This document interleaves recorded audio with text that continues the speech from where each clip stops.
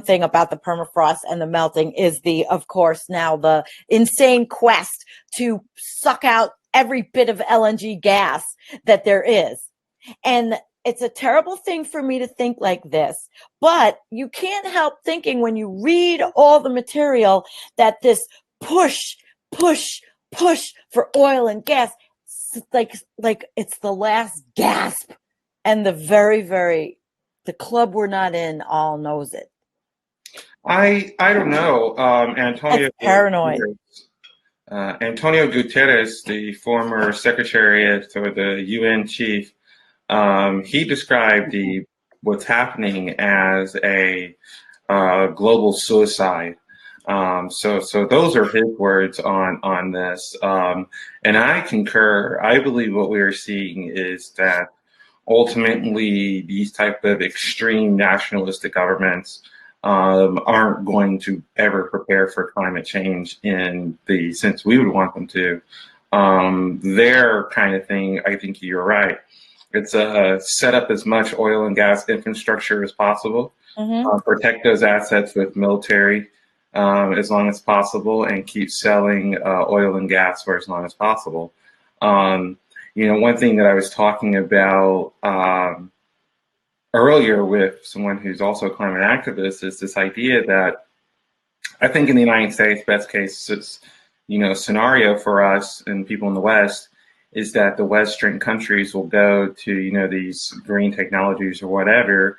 But even if we do that, I think that global emissions will continue to rise, maybe even at a faster rate than today. Why? Yeah.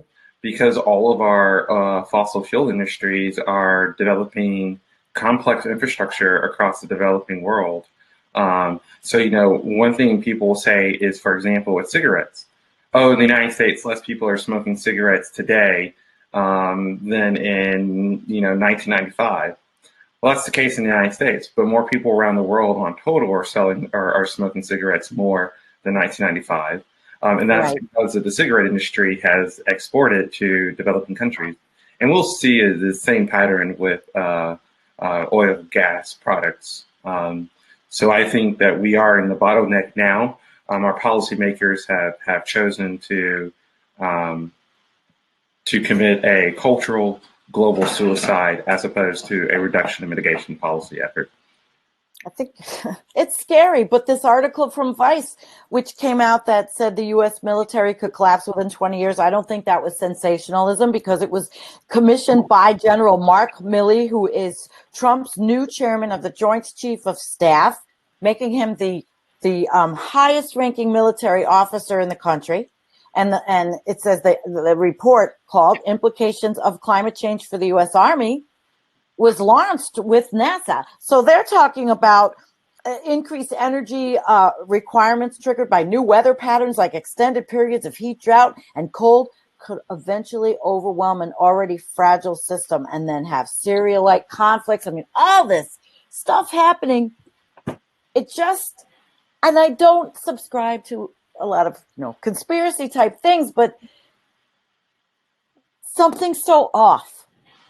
The military saying this happened is that these are happening, and then we're seeing we're seeing California, we're seeing the blackouts already, we're seeing that they're turning off the power. I mean, yes, it's the negligence of Pacific Gas and Electric, and already I think it was the Kincaid fire was triggered by another transformer that wasn't working right, their equipment.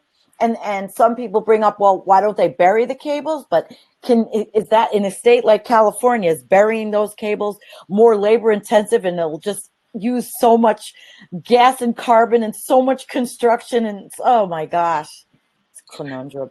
Yeah, these are some of the problems that, again, why I focus so closely on the nuclear industry, but it's not just the nuclear industry. I mean, all industries are going to be disrupted by climate interference. I mean, this is something that we should be expecting. The hurricane that devastated, I'm forgetting its name, but just devastated the Bahamas just a few months ago. That hurricane could have came close to hitting the tip of Florida, which I believe, is that the Indian Point nuclear facility? That's on the Hudson River. It's Indian Point, it's that's in New York. then is it Which Turkey one? Point or something like that in Florida? Oh, okay, that's Florida. Yeah, there's one nuclear facility in Florida that they were asking the question: are we going to have to turn off the nuclear facility in preparation of this hurricane?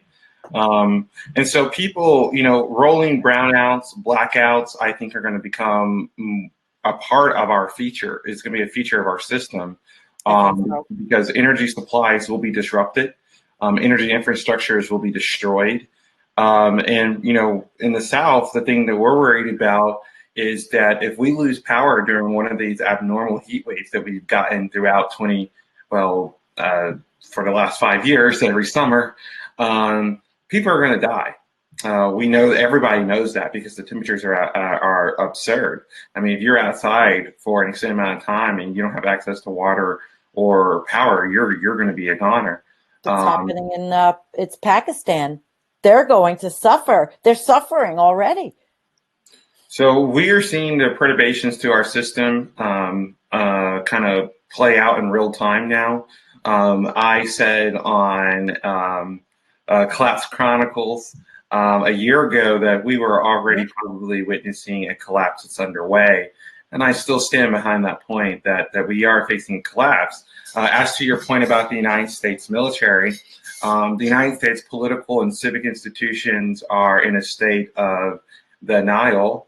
And I don't just mean Republican controlled, I also mean Democrat controlled too. We have to remember under the Democrats, particularly President Barack Obama, oil production increased by 88%. And also under Obama, you're talking about liquid natural gas explosion. Well, that happened primarily as a response to the Obama administration really unleashing the frackers upon the United States and around the world. To be energy independent. And then, something happened to that guy. I swear to God, he hope and change. And then all of a sudden he got the infection that happens when you get into the White House. I think that's an optimistic story. I don't think that Obama was ever particularly progressive, but that's another story. What I will say is that this type of suicidal politics, I think, is evident not only in the United States, but across the world, mainly because this is a money politics. The United States is one of the few countries that is openly saying science isn't real, but all the other countries are right on board. I mean, we have seen a total stall out on the efforts to actually effectively reduce emissions across the world. And even the countries that have reduced their emissions are exporting their emissions. They're financing projects to build oil and gas projects around the world, if not off the shores of their own country. So I think we should expect to see continued perturbations into the system. I think we should continue to see for California. I mean, I can't believe the state's just not totally burned yet. But every year since 2016, we've just seen historic wildfires every single year. I was looking at the map. And as I said before, the emissions burdens from these wildfires are equal to whole countries themselves. So this is something that's just going on every single year, and it's really becoming increasingly disruptive for the people who live in those areas. 1 million homes. They cut the power to 1 million homes. So that's not good. I mean, you're talking about loss of economic productivity, of course, anytime the power is out. That's going to be measured in billions of dollars. You're talking about people's lives being put at risk, people on dialysis, people who have special medical conditions and things like that. So this is the world that we're looking around. We are seeing the future in smaller bits, but growing.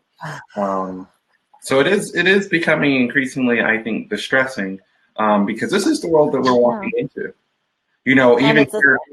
Somber, but this is what we look at. This is what we see, and we don't have our heads up our rear ends. We're not consumed by mainstream media telling us, the mundane.